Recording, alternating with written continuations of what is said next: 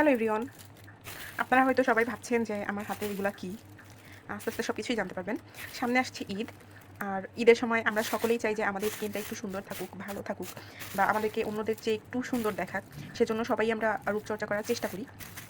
So আজকে হচ্ছে আমরা আপনাদেরকে একটা ফেস প্যাক বানিয়ে দেখাবো, যে ফেস প্যাকের মধ্যে আপনারা সকল উপাদান পাবেন। আমি ধাপে ধাপে প্রক্রিয়াটি বর্ণনা করার চেষ্টা করবো, আপনারা সাথেই থাকবেন। এখানে আছে হচ্ছে একটা মুলতানি মাটি। এই মুলতানি মাটির পুরাটা আমার লাগবে না, এখান থেকে আমি হচ্ছে ছুরি দিয়ে অল্প একটু অংশ কেটে নিব। জাস্ট এতটুকু পরিমাণ হলেই হবে। এরপর হচ্ছে আমরা একটা ছোট্ট কফি প্যাকেট নিয়ে নিব। এই যে 5 টাকা দামের যে কফি প্যাকগুলো আছে, এরকম এক প্যাকেট হলেই হবে। এটা আমরা কেটে একটা পাত্রে ঢেলে নিব। আমি কফির পুরোটা ঢেলে নিয়েছি। এখন আমি দেখিয়ে দিচ্ছি যে আমাদের আর কি কি লাগবে। এখানে আছে হচ্ছে ডাল, এখানে আছে হচ্ছে আতপ চাউল, এটা বেসন, এটা কফি, এটা মুলতানি মাটি, এখানে আছে আমাদের শুকনা নিম পাতা, এটা বিটরুট, এটা হচ্ছে কাঁচা হলুদ, এবং এগুলো হচ্ছে আলু। এই সবগুলো আমি ছোট ছোট করে কেটে আগে রোদে খুব ভালোভাবে শুকিয়ে নিয়েছি। আমি জানি না যে চাল ডাল দেওয়ার পরে আলাদাভাবে আর বেসন লাগে কিনা, বাট আমি যেহেতু বানাচ্ছি সব কিছুই রাখার চেষ্টা করেছি। আলুর রস আপনারা আলাদাভাবেও ব্যবহার করতে পারেন, এটা ত্বকের জন্য উপকারী, ত্বককে নরম করে। আর নিম পাতা হচ্ছে ত্বকের গভীর থেকে সব ময়লা দূর করে। নিম পাতা ত্বকে কোনো ধরনের র্যাশ হতে দেয় না। বিটরুট ত্বকে একটা গ্লো এনে দেয়, সাথে এটা হচ্ছে মুখের জন্য খুবই উপকারী। বিটরুট হচ্ছে ব্লাশের পরিবর্তেও ব্যবহার করা হয়। কাঁচা হলুদও আমরা জানি যে ত্বকে একটা গ্লো এনে দেয়, একটা হলদেটে ভাব থাকে। চাল আর ডাল আপনারা জানেন যে এটা হচ্ছে স্ক্রাবের মতো কাজ করে, কফি ও উজ্জ্বলতা বাড়ায়। এখানে যতগুলো উপাদান আছে সবগুলোই আমাদের ফেসের জন্য খুবই কার্যকরী। তো আমি হচ্ছে প্রথমে অল্প করে কিছুটা বানাচ্ছি, সবগুলো উপকরণ একসাথে ব্লেন্ড করব। আর এক্ষেত্রে আমরা ব্যবহার করব সিলভার ক্রিস্টেল এই মিনি সিলিন্ডারটা। এটা আমি দারাজ থেকে কিনেছিলাম, অনলাইন শপ থেকে, যদিও এটা পেইড ভিডিও না।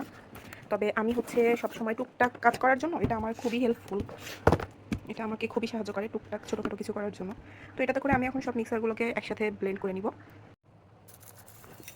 এখানে আমি একটা একটা করে সবগুলো উপাদান আগে দিয়ে নিচ্ছি। আপনারা ঈদের আগে লাস্ট কয়েকদিন এটা প্রতিদিন ইউজ করতে পারেন। তাছাড়া অন্যান্য সময় সপ্তাহে 2 থেকে 3 দিন করে এটা ব্যবহার করবেন।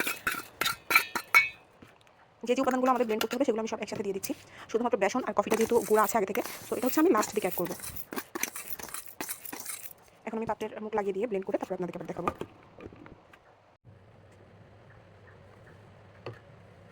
এটা ব্লেন্ড করার পরে এরকম হয়েছে, একটু দানা দানা আছে, আমি এটাকে আরেকটু ব্লেন্ড করে নিব। তবে হলুদের খুব কড়া একটা গন্ধ পাওয়া যাচ্ছে। আপনারা চাইলে কিন্তু এখানে গুঁড়া হলুদটা ব্যবহার করতে পারেন, তবে আমি একটু ভেজাল মুক্ত এড়াতে একেবারে কাঁচা হলুদ বাসায় শুকিয়ে তারপর অ্যাড করেছি। এরপর যে আমি একটু নেড়ে দিচ্ছি, আর বাকি যে কফির মিশ্রণটা ছিল ওটা আমি দিয়ে ভালোভাবে একবার ব্লেন্ড করে নিব। ওয়াও! তো এটা হচ্ছে আমাদের ফাইনাল লুক। আমি একটু দেখাই আপনাদেরকে যে পাউডারটা আসলে কতটা মিহি হয়েছে। আমি এটা ইউজ করার পরে অবশ্যই রেজাল্ট আপনাদেরকে জানাবো, আর আপনারাও বাসায় ট্রাই করে দেখতে পারেন।